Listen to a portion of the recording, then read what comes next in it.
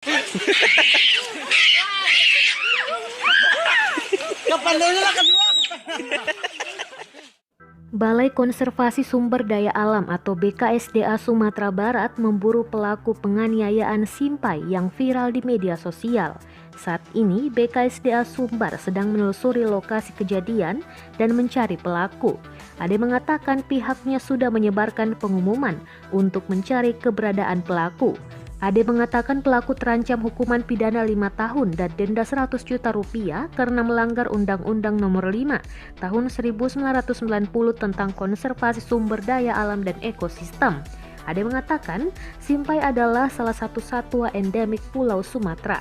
Sebelumnya diberitakan, sebuah video yang berisikan konten penganiayaan terhadap satwa langka dilindungi negara, Simpai atau suruli Sumatera, viral di media sosial. Sebuah akun Instagram @jakarta_animal_network membagikan video tersebut pada Kamis 1 April 2021.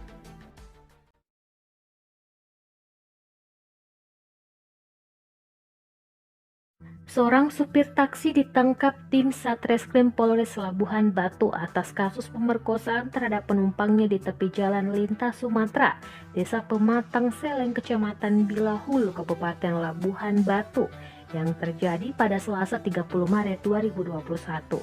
Dikonfirmasi melalui telepon pada Senin 5 April 2021 siang, Kapolres Labuhan Batu AKBP Denny Kurniawan menjelaskan pelaku berinisial MS 30 tahun, warga Jalan Hal Adam Malik, Kelurahan Sirandorung, Kecamatan Rantau Utara. Pemerkosaan itu sendiri dilakukan oleh pelaku saat mengantarkan korbannya yang seorang mahasiswi itu pulang dari Pekanbaru ke Rantau Prapat pada Selasa 30 Maret 2021. Pelaku menjemput korban di kos-kosannya pukul 20 waktu Indonesia Barat. Tiba di loket travel, korban menduga penumpang lainnya akan dijemput saat berangkat. Namun saat waktunya berangkat, korban disuruh naik oleh tersangka ke mobil Daihatsu Sigra warna putih. Di mobil tersebut ternyata penumpangnya hanya korban sendiri dan duduk di sebelah kursi supir. Kemudian sekitar pukul 5 waktu Indonesia Barat, tepatnya di depan ruko Jalan Lintas Sumatera di Desa Pematang Seleng, Kecamatan Bilahulu, Kabupaten Labuhan Batu, pelaku menyetubuhi korban. Korban juga terluka memar di bagian dada dan paha. Setelah melakukan perbuatan bejatnya, pelaku mengantarkan korban ke alamat tujuan. Dede menjelaskan dari laporan itu pihaknya melakukan penyelidikan dan berhasil menangkap tersangka di Kelurahan Batu Ajo, Kecamatan Kota Pinang, Kabupaten Labuhan Batu Selatan pada Jumat 2 April 2021. Video penangkapan MS viral di media sosial Instagram @medantalk. Video berdurasi 5 menit 40 detik itu telah ditonton ribuan kali. Di video itu tertulis keterangan lengkap, Polres Labuhan Batu tangkap pelaku pemerkosaan di rumah saat terlelap. Terlihat di video tersebut personel mengetuk sebuah rumah kayu di malam hari. Sesaat kemudian dari pintu belakang terlihat di dalam rumah seorang pria hanya mengenakan sarung masuk ke dalam kamar dan diikuti polisi. Setelah itu pria yang tadinya mengenakan sarung itu diborgol, dimasukkan ke dalam mobil lalu dibawa ke Mapolres Labuhan Batu.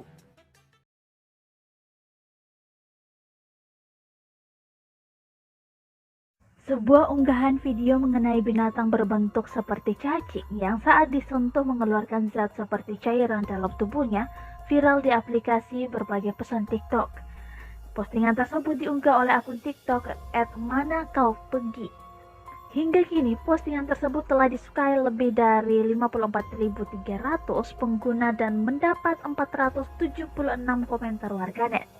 Terkait hal tersebut, Kompas.com menghubungi peneliti di Puslit Oceanografi, Lembaga Ilmu Pengetahuan Indonesia LIPI, Iin Inayat Al-Hakim. Saat dihubungi, Iin menerangkan bahwa hewan dalam video tersebut adalah Nemertea. Iin menjelaskan binatang itu pada zaman dahulu diklasifikasikan sebagai cacing atau takson Vermes karena memiliki bentuk yang memanjang. Namun setelah perkembangan ilmu pengetahuan dan penelitian, klasifikasi hewan Nemertea tidak lagi termasuk dalam takson Vermes, selain karena takson yang sudah tidak digunakan lagi. Lebih lanjut, Iin menjelaskan bahwa Nemertea bukanlah hewan yang beracun sebagaimana disampaikan dalam video. Adapun cairan yang terlihat keluar sebagaimana di video adalah berkat untuk melawan musuh atau predatornya. Ia menjelaskan, lemur pria umumnya ditemukan di pantai hingga laut dalam.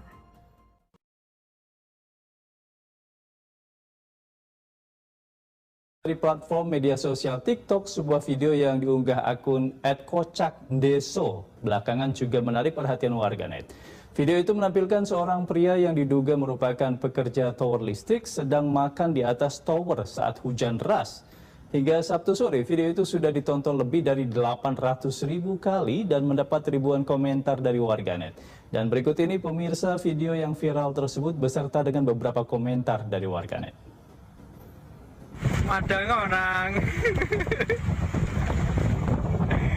Agak duduk lagi besan.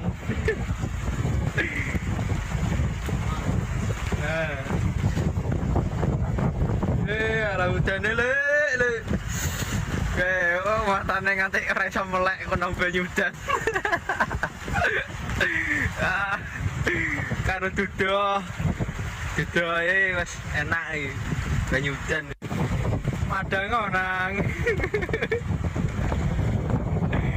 Agak duduk lagi besan.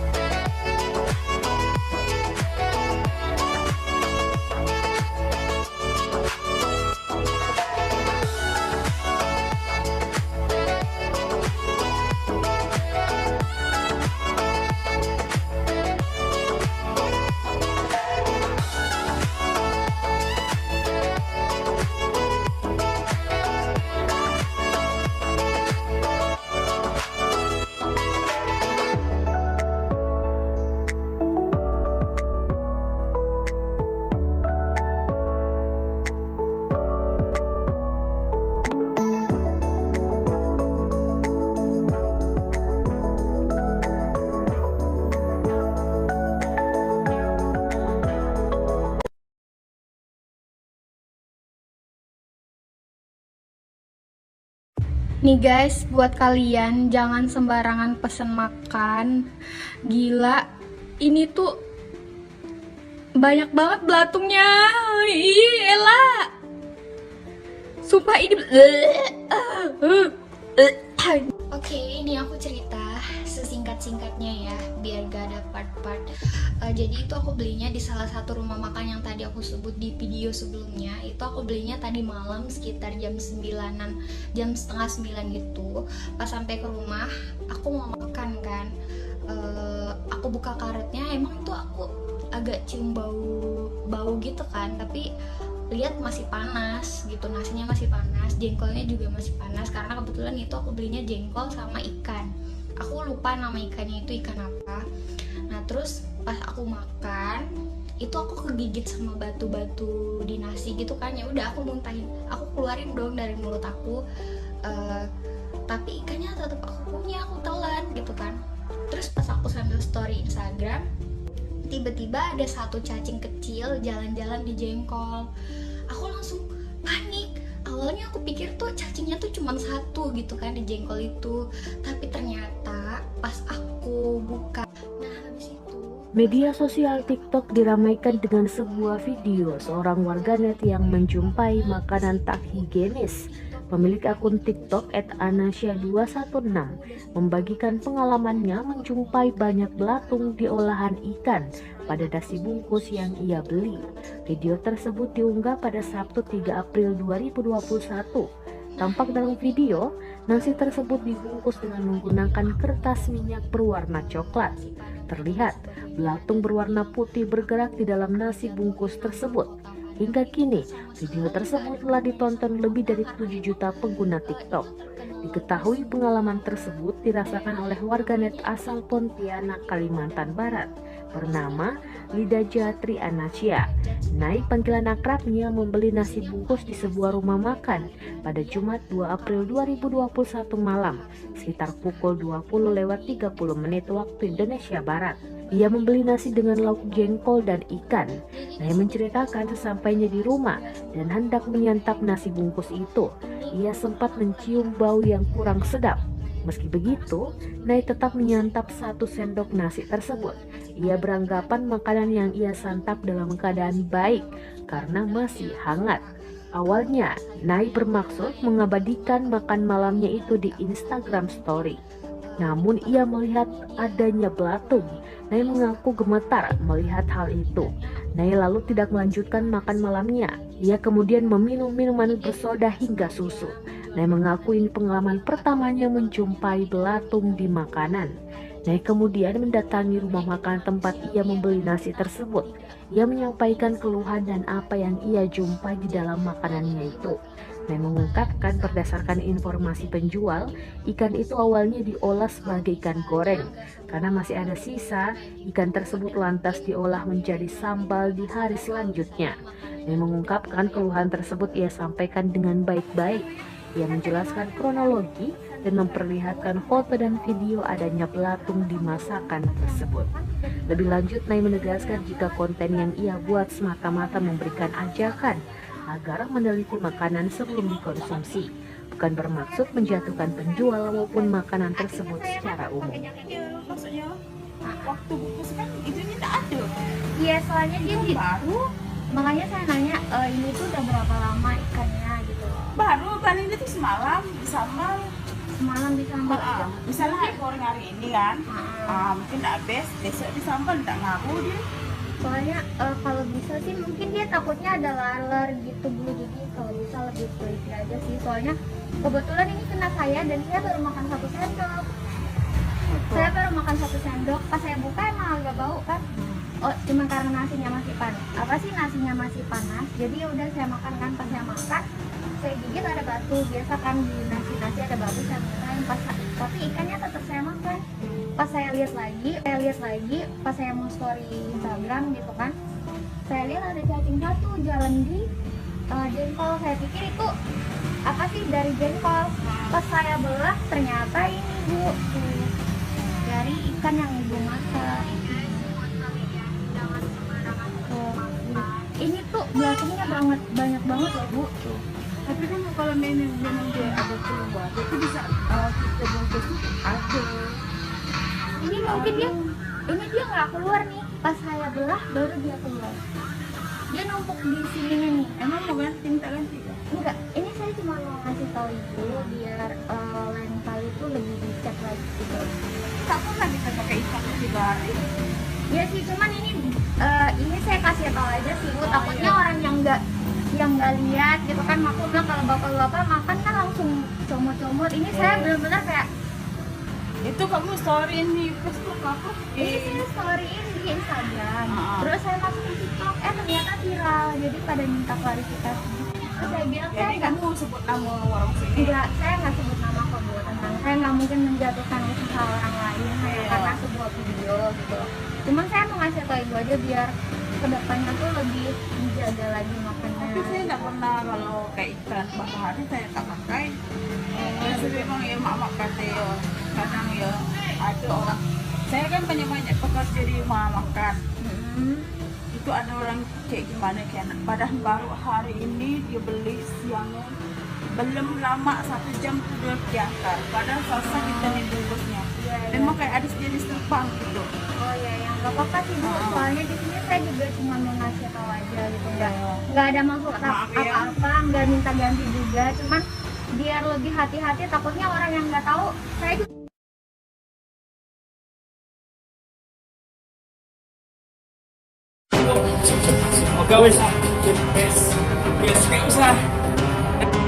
Inilah video penggerebekan yang dilakukan Bribka D, salah seorang anggota kepolisian Polres Pati di sebuah kamar hotel di Semarang, Jawa Tengah. Penggerebekan ini dilakukan terhadap ARP, istrinya sendiri yang merupakan anggota Satpimas Polres Pati.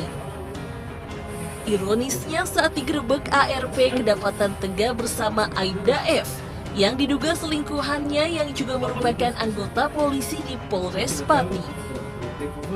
Dalam video berdurasi 2 menit 39 detik tersebut, ARP sempat mengelak tuduhan perselingkuhan dan berdalih hanya curhat dengan oknum F. Namun suaminya ngotot masuk ke dalam kamar dan mendapati sejumlah pakaian dan handuk yang masih basah yang diduga digunakan keduanya usai berkencan. Menanggapi masalah ini, pihak Polres Pati membenarkan bahwa ketiganya merupakan anggota kepolisian Polres Pati. Penggerebekan sendiri dilakukan D yang merupakan suami ARP pada 24 Maret 2021 lalu di sebuah hotel di Kota Semarang.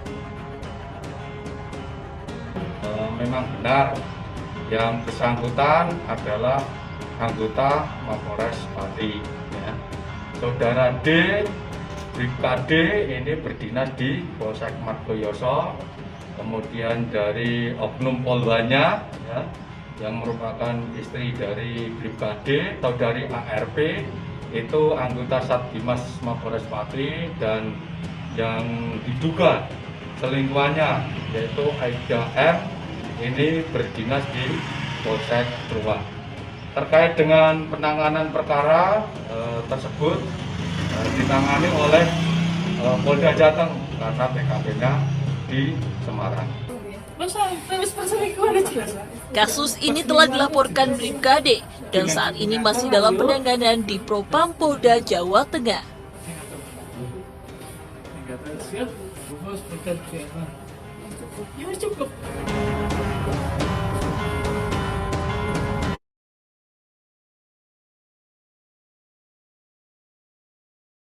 Beberapa hari terakhir ini, jagat maya kembali dihebohkan dengan viral fenomena tak biasa yang terjadi di tengah masyarakat. Mulai dari kisah viral tertangkapnya babi hutan di Banyumas, Jawa Tengah yang berjari kaki mirip manusia, suka makan nasi hangat, dan juga minum kopi, serta kisah yang juga tak kalah viral yakni pohon kelapa di pinggir tol Desari atau Depok Antasari yang konon sulit ditebang. Semuanya akan dikupas dalam silet berikut ini.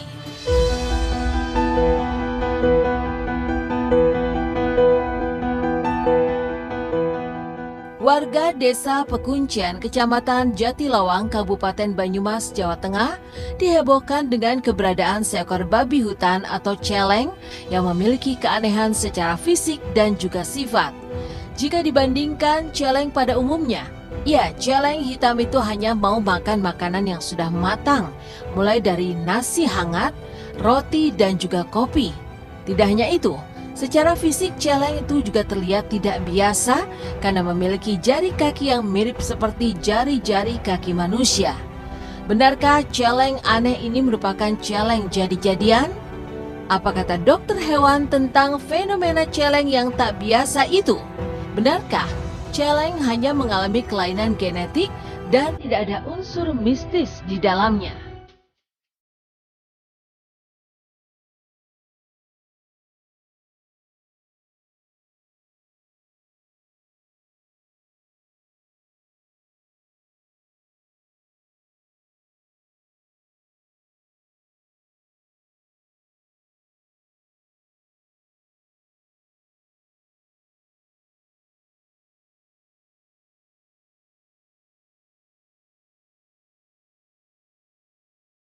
Tapi celeng itu saya piara di sini itu makanya itu aneh. Anehnya kayak gini, babi kok makannya mesti yang matang kayak gitu. Saya kasih gandul mentah sama budin mentah itu nggak mau makan. Tapi kalau yang satu ini kasih gandul mentah sama budin mau kayak gitu. Iya, jarinya itu jumlahnya 4, jadi depan 4, belakang 4 kayak gitu. Iya, aneh juga ya tentang babi hutan di daerah Banyumas yang punya jari kaki mirip banget dengan jari kaki manusia, terus katanya bisa minum kopi ya kayak manusia gitu deh. Ya percaya sih saya dengan hal-hal mistis kayak gitu. Menurut saya pribadi hal tersebut tidak terlalu aneh, kakinya seperti kaki ayam, hanya tulang-tulangnya lebih panjang dan berjari runcing. Kemungkinan hal tersebut adalah kelainan genetik.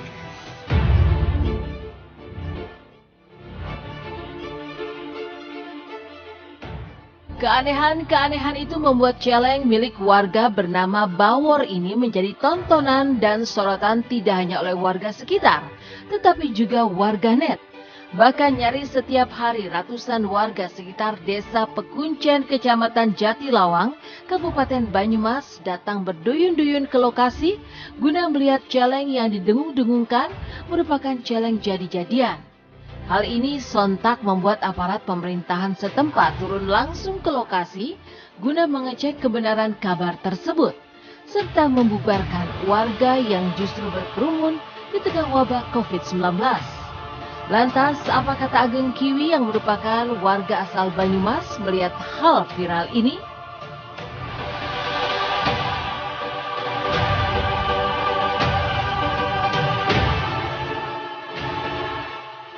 Loh, darinya dari manusia.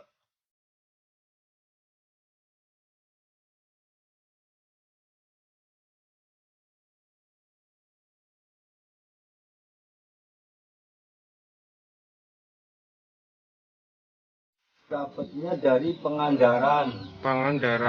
Kapan? Iya. Dapatnya udah 3 bulan yang lalu. Iya. Terus itu saya piara.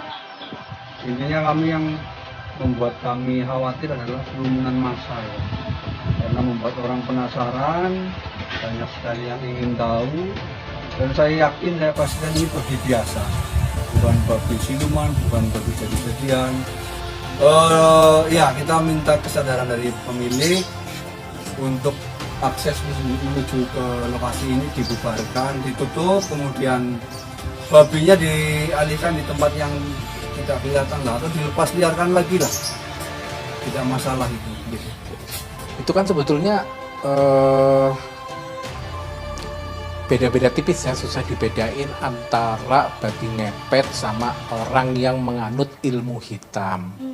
Jadi kalau babi ngepet, kalau menurut saya kalau sampai tertangkap itu wujudnya sudah separuh manusia, separuh babi gitu ya. Kalau ada orang yang bisa merasakan itu bisa diajak komunikasi sih sebenarnya bahwa benar jadi-jadian atau tidak. Buat Allah gampang saja sebetulnya untuk menciptakan apapun, sekalipun akal manusia tidak bisa menerimanya, sekalipun nalar kita tidak sanggup untuk menerimanya. Nah, tentu itu semua sebagai ujian bagi keimanan kita.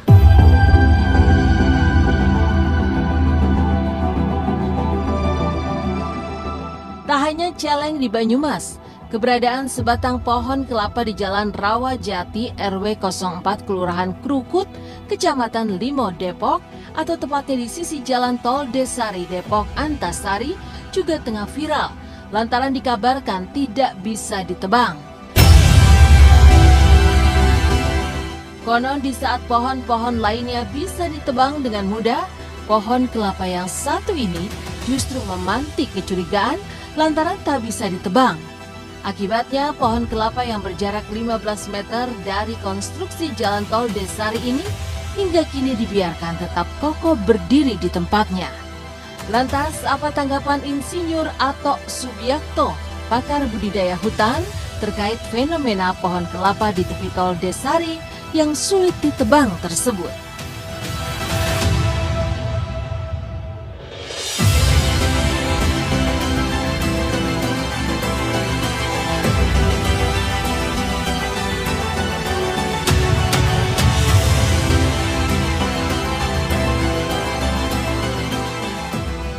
Atau orang-orang di sini gitu ya, dulu itu katanya tempat kalau ibarat kata mah tempat sajen gitulah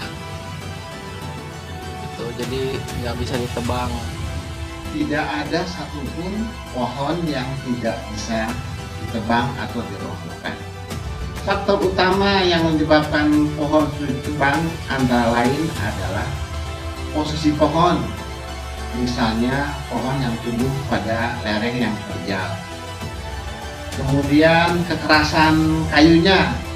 Kelapa merupakan salah satu pohon yang kuat karena bagian luar kayunya ada serat yang kuat seperti kawat, namun bagian dalamnya cenderung lunak. Jadi walaupun kelapa itu dikenal dengan berakar serabut, namun sistem perakarannya cukup kuat sehingga pada beberapa kasus tsunami kelapa tetap kokoh berdiri sementara pohon-pohon lainnya banyak yang tumbang. Lantas, apa yang menyebabkan pohon kelapa tua ini tetap berdiri kokoh di tempatnya dan kabarnya tak bisa ditebang? Akhirnya menggelitik Ki Prana untuk menelisik dan menerawang lebih dalam keberadaan pohon tersebut. Dan inilah hasil penerawangan Ki Prana.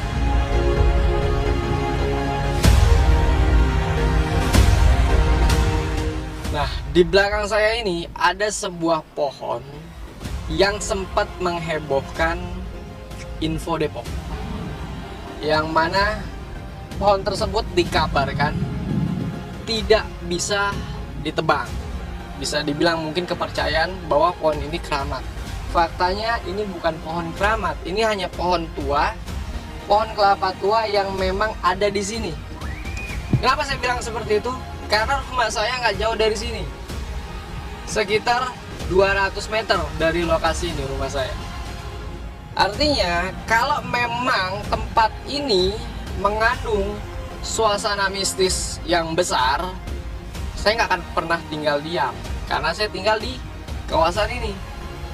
Dan tempat ini saya nyatakan ini aman, tidak ada unsur dari hal-hal yang berbau metafisik. Setahu kami emang itu belum ditebang karena emang waktu kemarin itu sempat kita jadiin penangkal petir. Tadi kan ada beberapa udah kita tebang. Nah ini juga sebetulnya bisa aja kita tebang, cuman emang ya belum waktunya, nanti aja. Terus takutnya nanti timpah kena ke pipa gas. Itu yang bikin ngeri kan, mudah-mudahan dan nanti aja deh belakangan.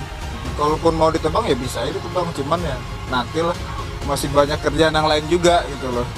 Kalaupun ada fenomena seperti ini, ya mungkin ini fenomena yang biasa-biasa saja. Jangan dibikin takut kita dengan fenomena ini. Nggak ada yang perlu ditakutin gitu. Ini semua adalah bagian dari penciptaan, ya, yang Allah Subhanahu wa Ta'ala kehendaki.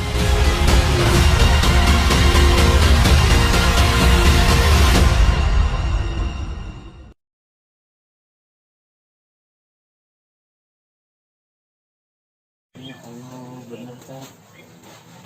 Subhanallah.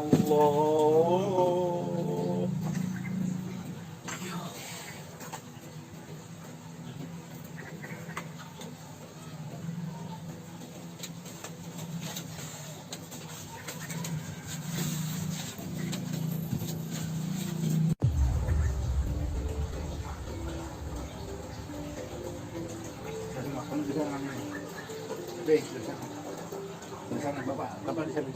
Bapak di sini aja nggak muat. Bapak di sini. Bapak di sini dulu. Iya. Di sini bapak di sini. Bapak di sini.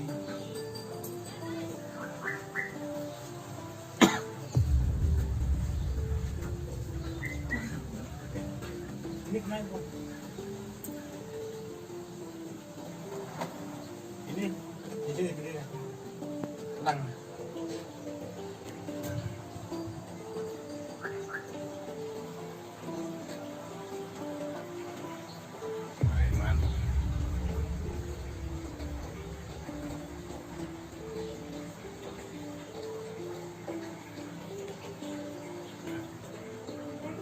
Tapi dah, pegang dulu. Ya. Ya. Siap.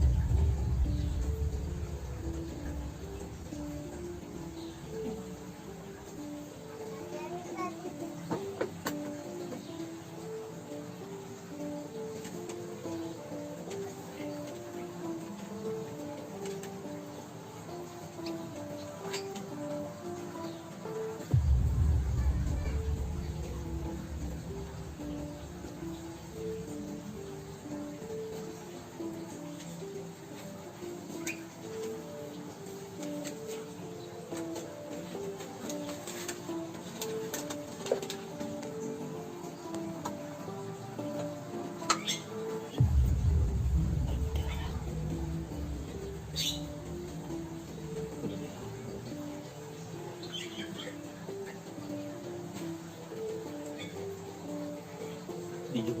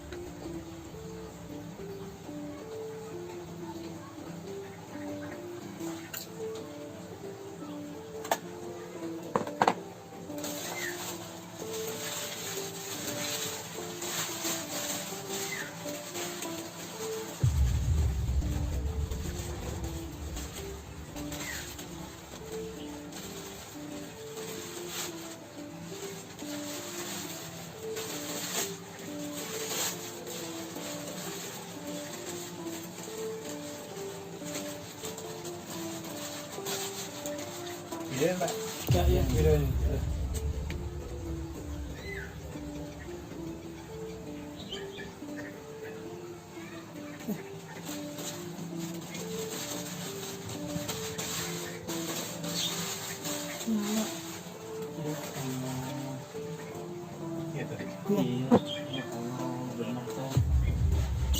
Subhanallah.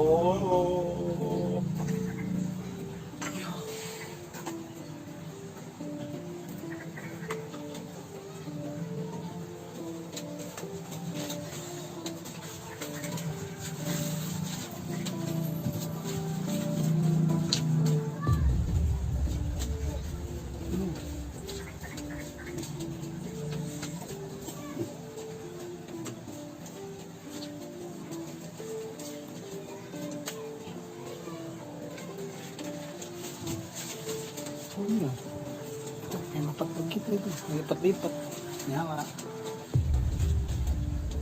Doain Bang, nggak ada syarat apapun di dalamnya nih. Mudah-mudahan ya Allah. Berdoa ya nggak ada Ya, apa-apa ya.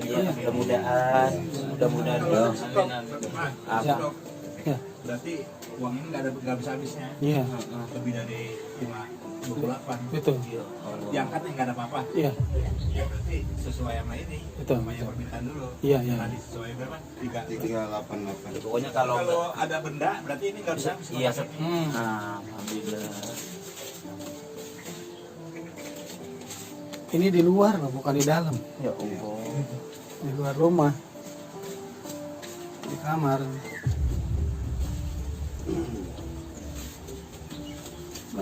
Kagak berhenti itu, ada lagi penuh. Subhanallah.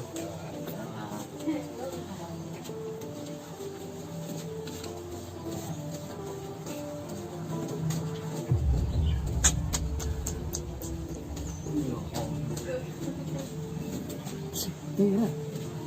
Dari keluar api. Keluar api, asap nyala, Pak Ustaz. Apa lihat? Ada asapnya. Tahu. Lihat ya. Nyala, Pak Ustaz, demi Allah. Nyala.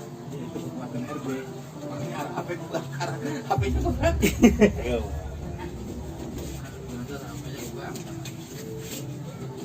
Tapi ada kacanya itu ya. Dalam itu ya. Cermin yang ngaca kali ya.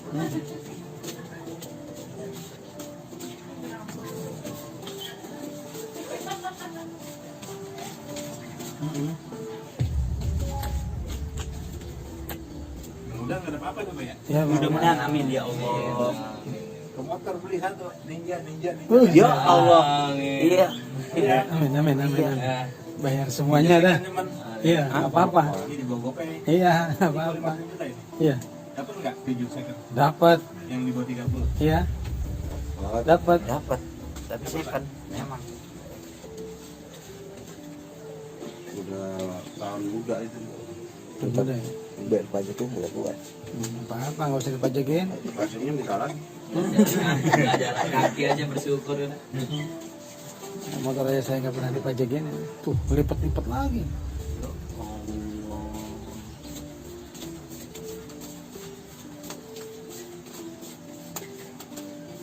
Nyawer mana, Bu?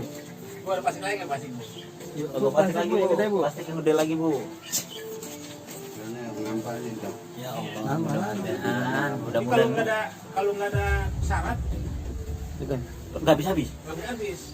Ya Allah. Mudah-mudahan. Paham. Iya. Kalau ada syarat di sini, Berhenti. muncul. Stop. Iya. Berarti uang ini ada syarat. Iya, betul. Kalau emang ada syarat ya kita cari sama-sama. Iya. Kan tadi kosong, nggak ada apa-apanya. Kertas doang tadi tulisannya. Iya, kertas doang. Iya, kertas doang.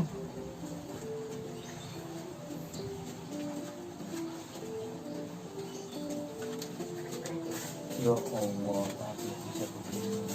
Ingat waktu di Sigit itu, dia Soeharto di sana. Iya. Iya. Kalau dulu Mas, si Sigit, Ari Sigit tahu, Iya, tahu. Cendana, Iya. pakai kulkas, kardus kulkas. Gede banget. Pakai kulkas, salam buat ditaruh, duduk, tuang ya Pak. Tuang sama dia dituang, cuma sombong orang langsung bola lari pakai saidannya. Nggak ada yang dibagi. Gak ada yang dibagi, kita kejar-kejar. Tinggal kabur Pak kita. Udah Pak Robi katanya tenang, orang-orangnya katanya dulu di sini dulu kata satu mobil. Buset deh kita kejar. Semua jalanan punya dia. Apa kata dia jalan terbuka. Sombong banget orangnya.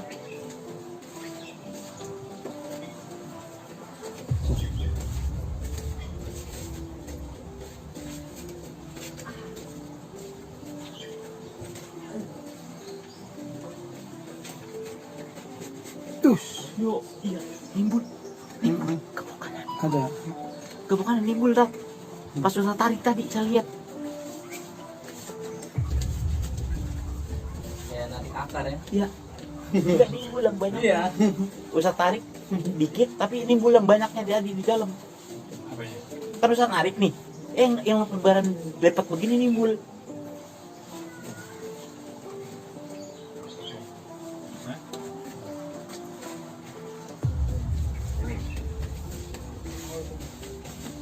Dalam apa kan?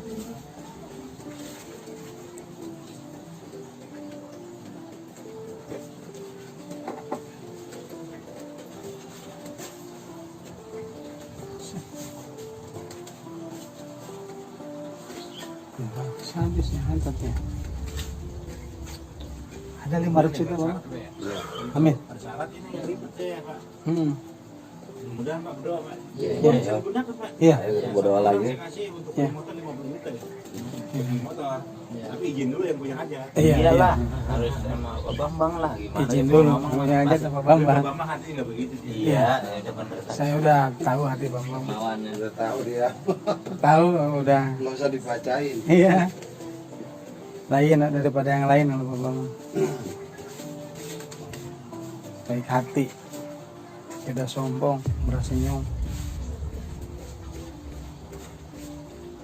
Enjoy, orangnya enjoy, kalem, santuy.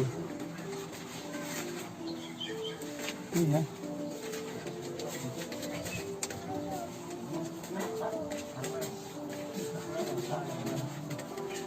Banyak uangnya. Sudah. Ada 300 juta lebih. Iya, nggak bisa habis ini. Udah nggak ada syarat ya. Iya. Terus lah terus. Iya.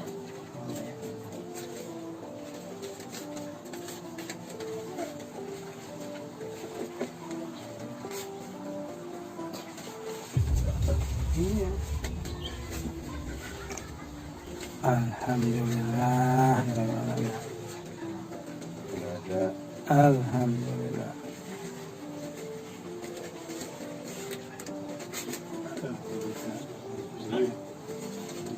Pak? Ya mudah-mudahan kan saya bilang kalau ini nggak ada, Amin. bisa 50 juta. Itu masalah Pak Bambang. Ya, mungkin Ya, aturan Pak Bambang itu, Mak. Iya, Pak, ya. Awas kita. Saya janji, tapi kalau ada syarat saya stop.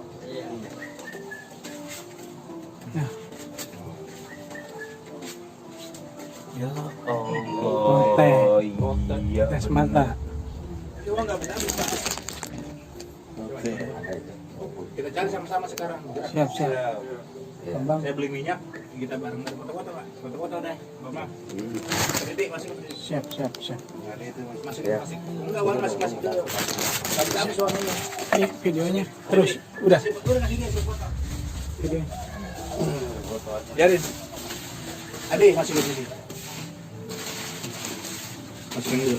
Ini nggak bisa habis Pak uang ini. Lihat aja makin penuh.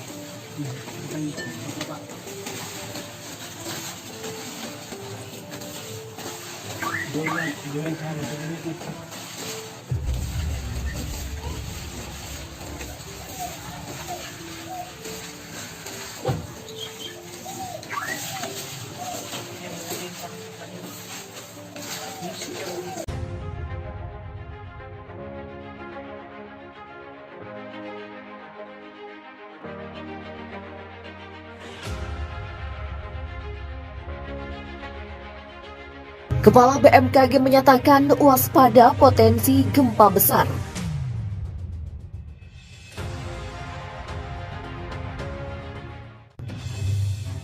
Badan Meteorologi, Klimatologi, dan Geofisika BMKG menghimbau masyarakat tetap mewaspadai potensi dan resiko terjadinya gempa besar dengan mempersiapkan jalur mitigasi ke daerah yang dianggap aman, terutama yang berada di ketinggian.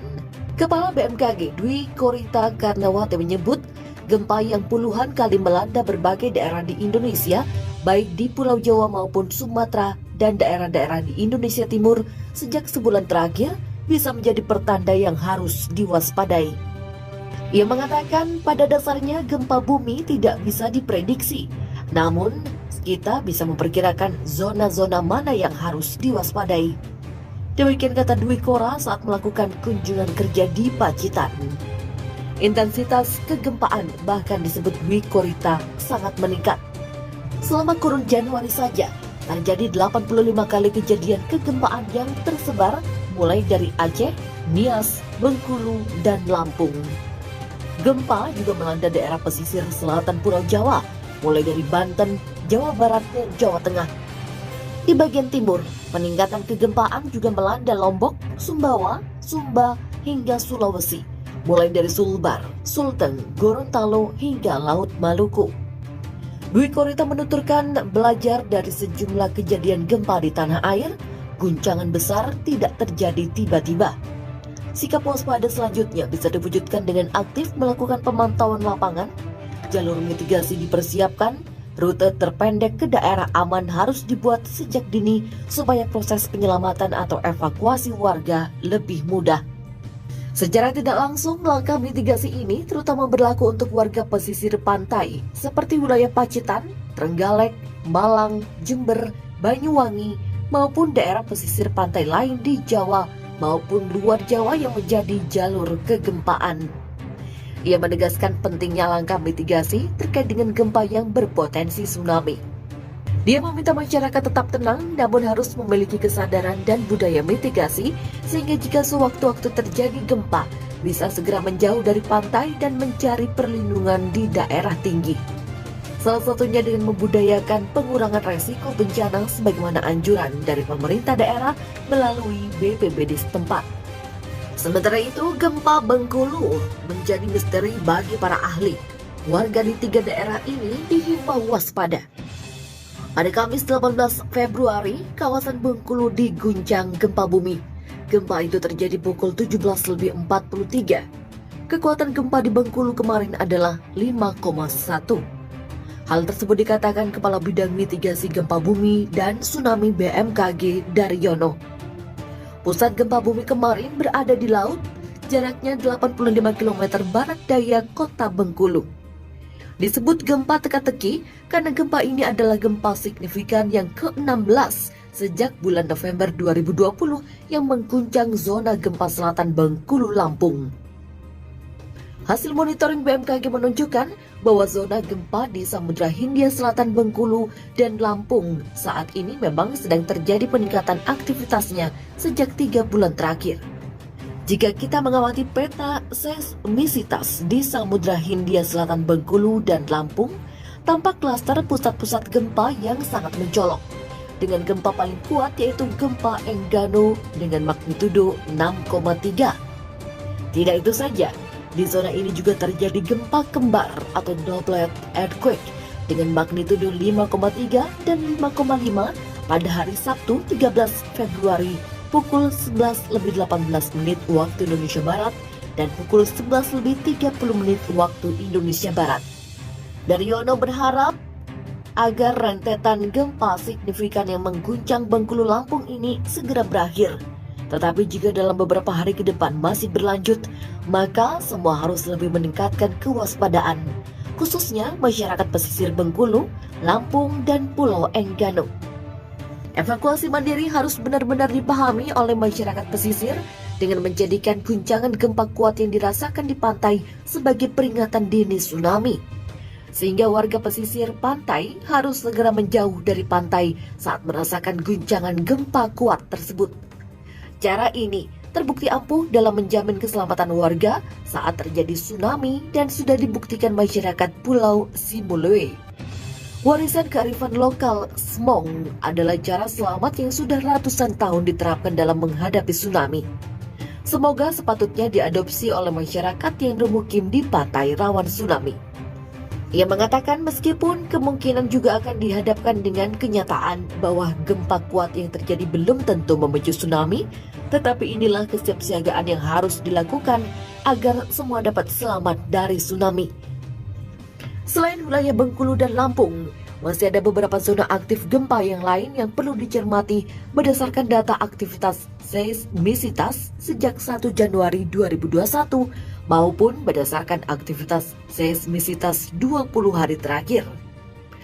Zona aktif tersebut adalah Aceh, Nias, Selatan Jawa, Lombok, Sumbawa, Sumba, Luwu Timur, Morowali, Bolang, Mangondo, dan Laut Maluku.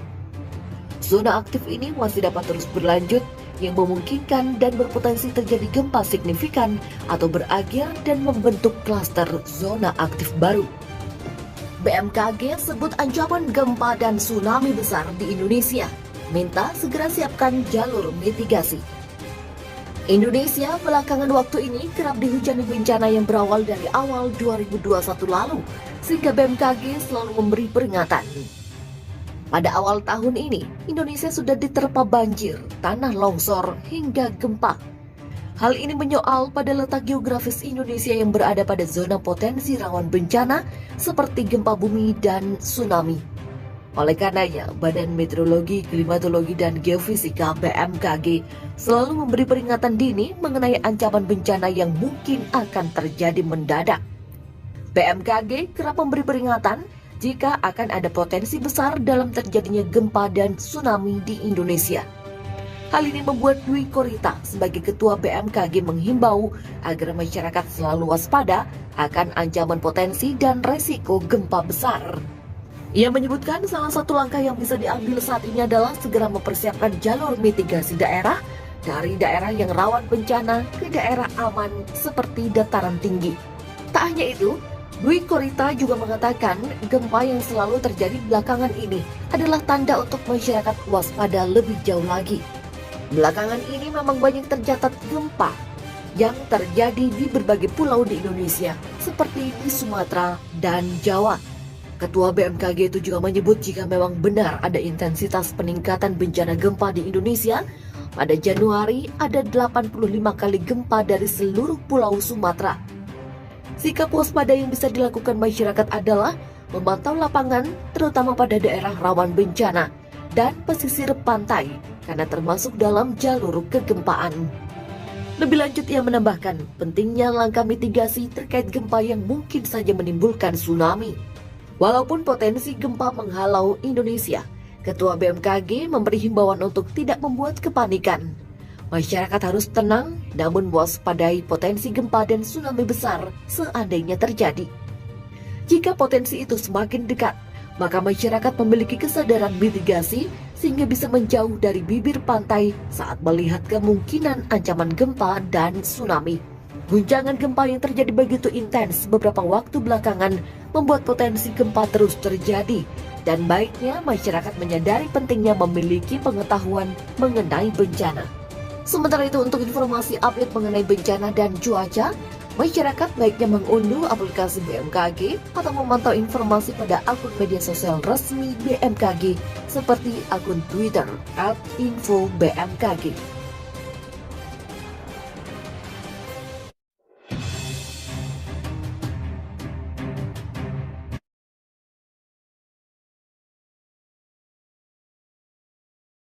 Dengan demikian, pemerintah menyatakan bahwa permohonan pengesahan hasil Kongres luar biasa di Deli Serdang, Sumatera Utara tanggal 5 Maret 2021 ditolak. Menteri Hukum dan HAM Republik Indonesia Yasona Halauli. Kubu Muldoko mulai goyah setelah pengumuman penolakan pengesahan oleh pemerintah. Rasman Arif Nasution, salah satu motor di kubu Muldoko, mengaku mengundurkan diri dari posisi Kepala Bidang Advokasi dan Hukum DPP Partai Demokrat hasil Kongres Luar Biasa KLB, Sibolangit. Iya benar, saya mundur, kata Rasman, Jumat tanggal 2 April tahun 2021. Rasman yang juga pengacara ini tak menjelaskan alasannya mundur dari kepengurusan kubu Muldoko ini. Tetapi advokat yang kerap mendampingi kasus yang menimpa kalangan selebritis ini disinyalir setelah keluarnya putusan Menkumham yang menolak permohonan pengesahan kepengurusan KLB. Alasannya nanti saya jelaskan semuanya, ujarnya. Padahal sebelumnya saya sudah pernah tanya kepada beberapa orang di sana, apakah tim lengkap, apakah berkas lengkap, apakah dokumentasi lengkap, apakah 2/3 itu lengkap, DPD itu, apakah 1/2 itu lengkap. Dan ketika kita akan tanya,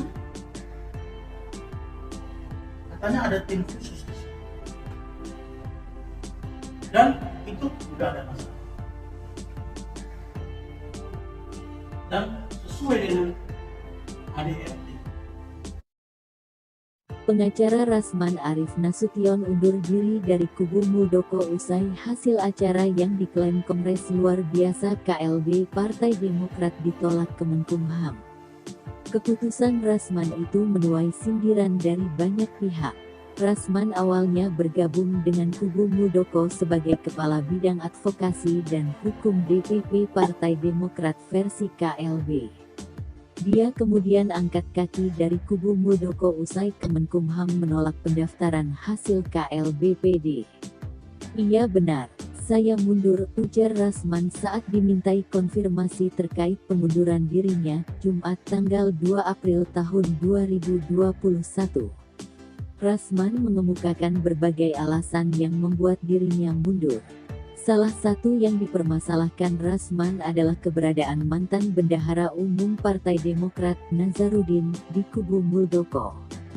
Dia menyebut Nazarudin menjadi beban. Ex-terpidana korupsi itu, kata Rasman, kerap mengintervensi kerjanya di bidang hukum. Keberadaan Nazarudin adalah beban bagi Partai Demokrat hasil KLB. Kenapa jadi beban? Itu pertimbangan saya sendiri, kata Rasman di kantornya, Jalan Rasuna Said, Jakarta Selatan. Meski mundur, Rasman tak lantas mengakui kalau Partai Demokrat yang dipimpin Agus Harimurti Yudhoyono, AHY, benar. Dia menyebut ada yang salah pada ADART Partai Demokrat yang terdaftar sejak tahun 2020. Bukan berarti bahwa kubu AHY sudah benar. Saya tetap melihat ADART yang dilahirkan 2020 cacat. Saya tak bergeser dari situ, ucapnya. Selain itu, dia juga menuding salah satu penggagas KLB, Darmizal, kerap berseberangan dengannya. Dia merasa kinerja di bidang advokasi tak bisa berjalan baik. Saya nggak bisa jika ada upaya-upaya yang patut diduga melakukan intervensi pada saya, apalagi dia tak mengerti hukum. Karena itu, saya merasa sangat tak sejalan dengan saudara Darmizal dan Nazarudin, ujarnya.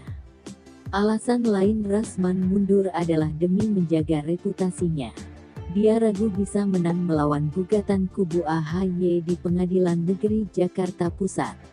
Idealnya, menurut saya ini dirapatkan dengan orang-orang hukum. Saya ketua tim advokasi hukum, bukan didiamkan, tapi begitu ini keluar, memukul ini semua termasuk saya. Jadi saya khawatir di persidangan nantinya, termasuk Pengadilan Negeri Jakarta Pusat, saya tak mampu menyajikan data-data yang faktual. Sama dengan saya bunuh diri dan merusak reputasi saya, ucapnya. Aksi balik kanan Rasman dari barisan Muldoko menuai sindiran. Partai Demokrat menyebut Rasman sedang pansos. Bagi mereka-mereka yang selalu menjadi petualang politik dengan memanfaatkan situasi untuk kepentingan pribadi. Istilah anak milenialnya pansos panjat sosial.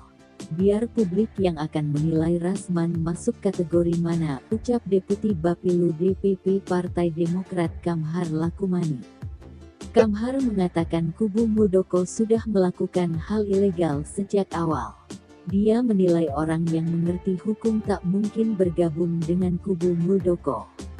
Cukup jelas dan terang benderang alat yang dijadikan sebagai instrumen penilaian, yaitu Undang-Undang Partai Politik dan Konstitusi Partai Demokrat hasil Kongres 5 Jakarta tahun 2020, ujarnya. Selain dari Partai Demokrat, sindiran juga datang dari para loyalis Muldoko. Jubir kubu Muldoko, Muhammad Rahmat menilai Rasman terkena virus lemah gairah. Yang tidak kuat akan mudah terserang virus lemah gairah dan akan terseleksi secara alamiah. DPP Partai Demokrat tetap solid di bawah pimpinan Bapak Muldoko untuk melanjutkan langkah politik ke tahap berikutnya. Ini baru awal dari sebuah perjuangan, ucap Rahmat. Meski demikian, dia mengatakan kubu Muldoko tetap menghormati keputusan Rasman. Menurutnya, hal itu merupakan hak Rasman.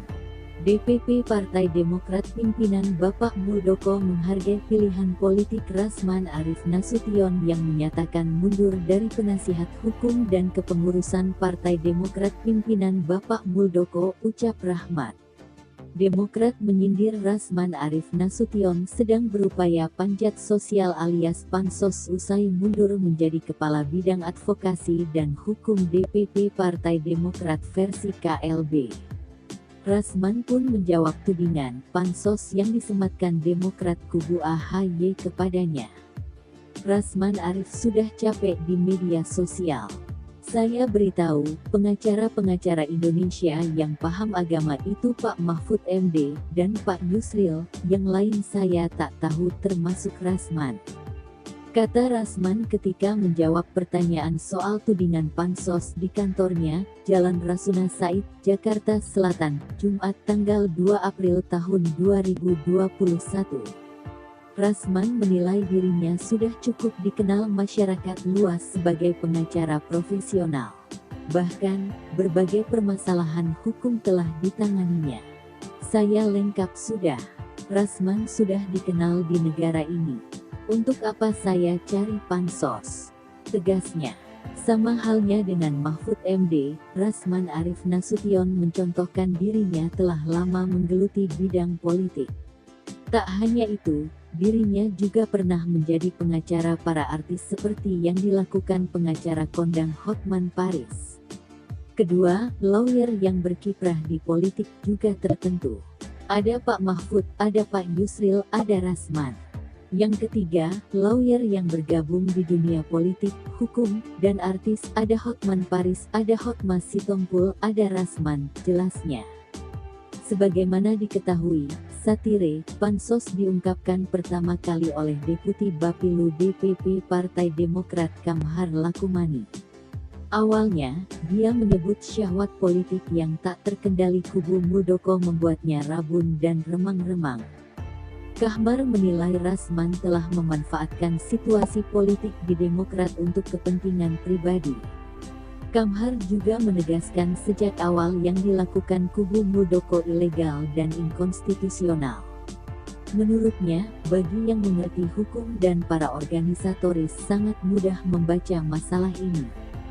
Kubu Muldoko mengaku tidak paham alasan advokat Rasman Arif Nasution mengundurkan diri dari posisi kuasa hukum Partai Demokrat versi Kongres Luar Biasa.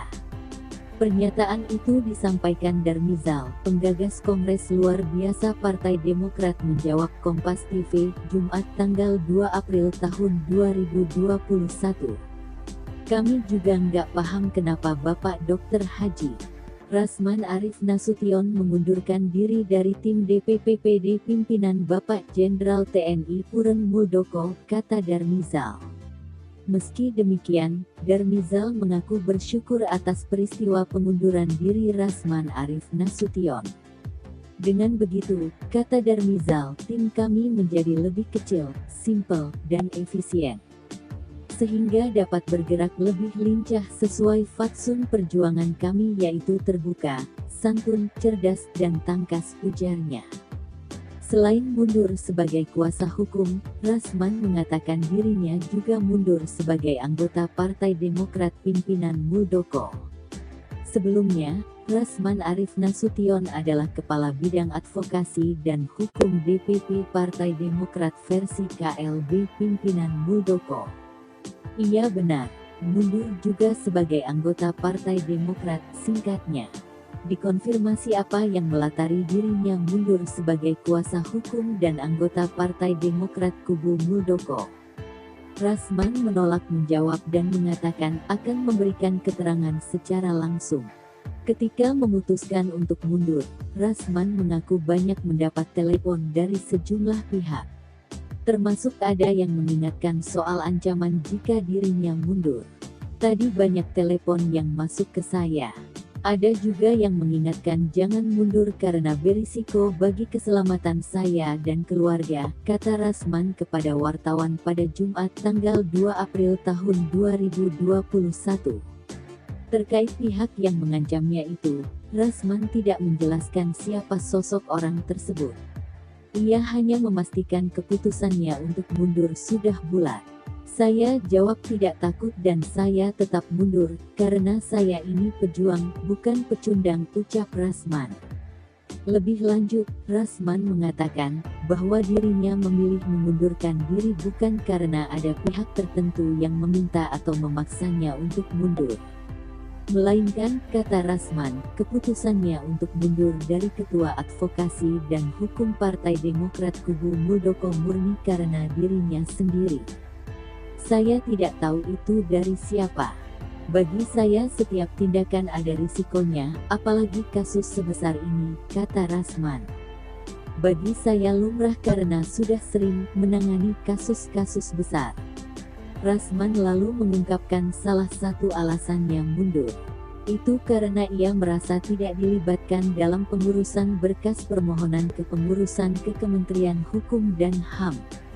Meski begitu, Rahmat memastikan pihaknya tetap akan berjuang mengembalikan Partai Demokrat menjadi partai yang demokratis, terbuka, dan sepenuhnya untuk kesejahteraan rakyat. Oleh karena itu, kata dia, maka membutuhkan energi ekstra dan antibodi politik yang kuat. Mana yang tidak kuat akan mudah terserang virus lemah gairah dan akan terseleksi secara alamiah, ucap Rahmat. Rahmat menegaskan DPP Partai Demokrat tetap solid di bawah pimpinan Muldoko untuk melanjutkan langkah politik ke tahap berikutnya. Ini baru awal dari sebuah perjuangan, kata Rahmat.